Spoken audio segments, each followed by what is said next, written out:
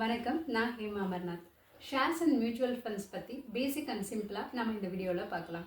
நம்ம எல்லாருமே ஒரு வருமானத்தை தொழில் மூலியமாகவும் சம்பளமாகவும் ஏர்ன் பண்ணிட்டு தான் இருப்போம்.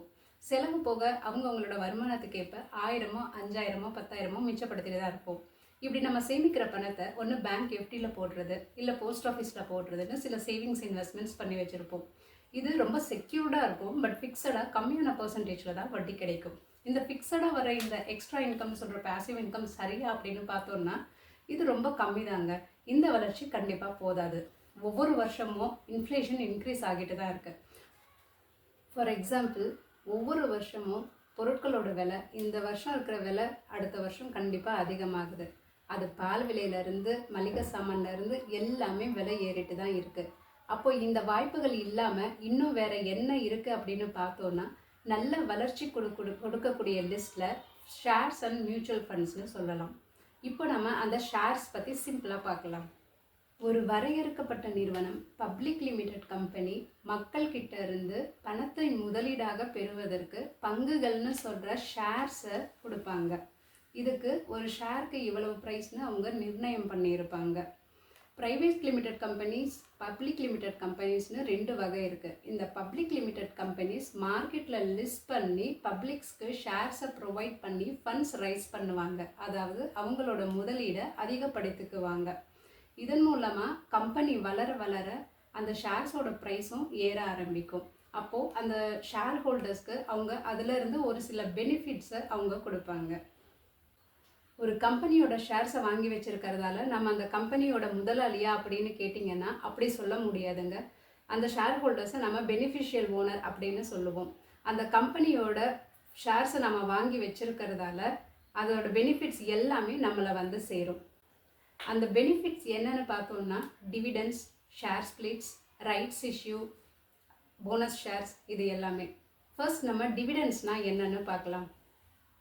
ஒரு கம்பெனி அவங்க ஈட்டிய லாபத்திலிருந்து ஒரு குறிப்பிட்ட தொகையை அந்த ஷேர் ஹோல்டர்ஸுக்கு ஒரு ஷேருக்கு இவ்வளவு தொகைன்னு நிர்ணயம் பண்ணுவாங்க.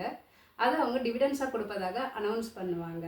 ஃபார் எக்ஸாம்பிள், ஒரு குறிப்பிட்ட தேதியில் ஒரு ஷேருக்கு 10 ரூபாய் டிவிடெண்ட்டாக கொடுக்குறேன், ஒரு ஷேருக்கு 6 ரூபாய் 50 காசு டிவிடெண்ட்டாக கொடுக்குறேன்னு அனௌன்ஸ் பண்ணுவாங்க. இது அந்த குறிப்பிட்ட தேதியில் நம்மளோட பேங்க் அக்கௌண்ட்டுக்கு வந்து சேர்ந்துடும். இப்போ ஷேர் ஸ்பிளிட்டை பார்க்கலாம். ஒவ்வொரு ஷேருக்கும் ஒரு ஃபேஸ் வேல்யூ இருக்கும். இந்த ஃபேஸ் வேல்யூவை தமிழில் முகமதிப்புன்னு சொல்லுவோம்.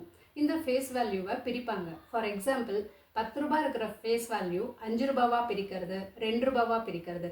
நம்ம ஒரு கம்பெனியோட ஷேர்ஸை 100 ஷேர்ஸ் வாங்கி வச்சுருக்கோம்னா அவங்க ஃபேஸ் வேல்யூவை 5 ரூபாவா குறைக்கும் போது நம்மக்கிட்ட இருக்கிற 100 ஷேர்ஸ் 200 ஷேர்ஸாக மாறிடும்.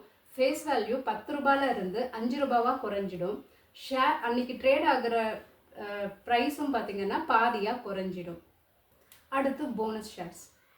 ஒரு கம்பெனி அவங்களோட ஷேர் ஹோல்டர்ஸ்க்கு போனஸாக ஷேர்ஸை தருவதாக அனௌன்ஸ் பண்ணுவாங்க. அதாவது அடிஷ்னலாக தருவாங்க. அது ஒரு ஷேருக்கு ஒரு ஷேர் நான் போனஸாக கொடுக்குறேன், இல்லை 10 ஷேருக்கு ஒரு ஷேர் போனஸாக கொடுக்குறேன், இல்லை 5 ஷேருக்கு ஒரு ஷேர் போனஸாக கொடுக்குறேன் அப்படிங்கிற மாதிரி அனௌன்ஸ் பண்ணுவாங்க.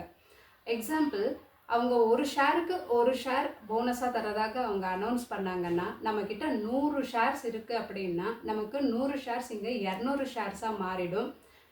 ட்ரேட் ஆகிற ப்ரைஸும் பாதியாக குறைஞ்சு அங்கேருந்து ட்ரேட் ஆக ஆரம்பிக்கும். Rights issue. ஒரு கம்பெனி அவங்களோட ஷேர் ஹோல்டர்ஸ்க்கு ஒரு குறிப்பிட்ட விகிதத்தின் படி மார்க்கெட்டில் அன்னைக்கு ட்ரேட் ஆகிற ப்ரைஸ்லேருந்து ஒரு டிஸ்கவுண்ட் ப்ரைஸ்க்கு அவங்க அந்த ரைட்ஸ் இஷ்யூவை கொடுப்பதாக அனௌன்ஸ் பண்ணுவாங்க. ஃபார் எக்ஸாம்பிள், ஒரு 10 ஷேருக்கு அவங்க 5 ஷேர் ரைட்ஸ் இஷ்யூ கொடுக்கறதாக அனௌன்ஸ் பண்ணுறாங்க. அன்னைக்கு ட்ரேட் ஆகிற ப்ரைஸ் 100 ரூபாய். ஆனால் அவங்க ஒரு ஷேருக்கு 60 ரூபான்னு டிஸ்கவுண்டட் ப்ரைஸில் அவங்க ஷேர் ஹோல்டர்ஸ்க்கு கொடுக்கறதாக ரைட்ஸ் இஷ்யூ கொடுக்கறதாக அனௌன்ஸ் பண்ணுறாங்கன்னு வைங்க. இப்போ நம்மக்கிட்ட 100 ஷேர்ஸ் இருக்குது.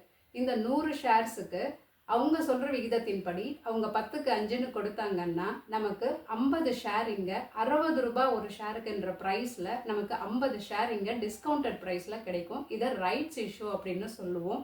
இது அப்ளை பண்ணுறவங்களுக்கு மட்டும்தான் கிடைக்கும். அப்ளை பண்ணாதவங்களுக்கு இந்த பெனிஃபிட்ஸ் கிடைக்காது. இவ்வளோ நேரம் ஷேர்ஸ் அண்ட் அது சம்மந்தப்பட்ட சில விஷயங்களை பார்த்தோம். இப்போ ஷேர் மார்க்கெட்டை பற்றி பார்க்கலாம். காய்கறி வாங்கணும்னா காய்கறி மார்க்கெட்டில் வாங்குகிறோம், மீன் வாங்கணும்னா மீன் மார்க்கெட்டில் வாங்குகிறோம். ஸ்டாக்ஸ் வாங்கணும்னா அதுக்குன்னு ஒரு சில எக்ஸ்சேஞ்சஸ் இருக்குது. அதன் மூலமாக தான் நாம் ஷேர்ஸை பை பண்ண முடியும். இந்தியாவில் மிகப்பெரிய 2 ஸ்டாக் எக்ஸ்சேஞ்சஸ் இருக்குது. ஒன்று பாம்பே ஸ்டாக் எக்ஸ்சேஞ்ச், இன்னொன்று நேஷ்னல் ஸ்டாக் எக்ஸ்சேஞ்ச். இந்த 2 எக்ஸ்சேஞ்சஸ் மூலியமாக தான் நாம் ஷேர்ஸை பை பண்ண முடியும். இது பிஎஸ்சி என்எஸ்சி அப்படின்னு சொல்லுவோம். இந்த எக்ஸ்சேஞ்சஸ் மூலியமாக நம்ம டைரெக்டாக பை பண்ண முடியுமா அப்படின்னு கேட்டிங்கன்னா அப்படி பண்ண முடியாதுங்க. நம்ம ஸ்டாக் புரோக்கர்ஸ் இல்லை சப் புரோக்கர்ஸ் இவங்க மூலமாக டிமேட் அக்கௌண்ட் ஓப்பன் பண்ணி ட்ரேடிங் அக்கௌண்ட் ஓப்பன் பண்ணி இதன் மூலமாக மட்டும்தான் நம்ம ஷேர்ஸை பை பண்ண முடியும், செல் பண்ண முடியும். நெக்ஸ்ட் வீடியோவில் நாம் ட்ரேடிங்கை பற்றி கொஞ்சம் டீட்டெயிலாக பார்க்கலாம்.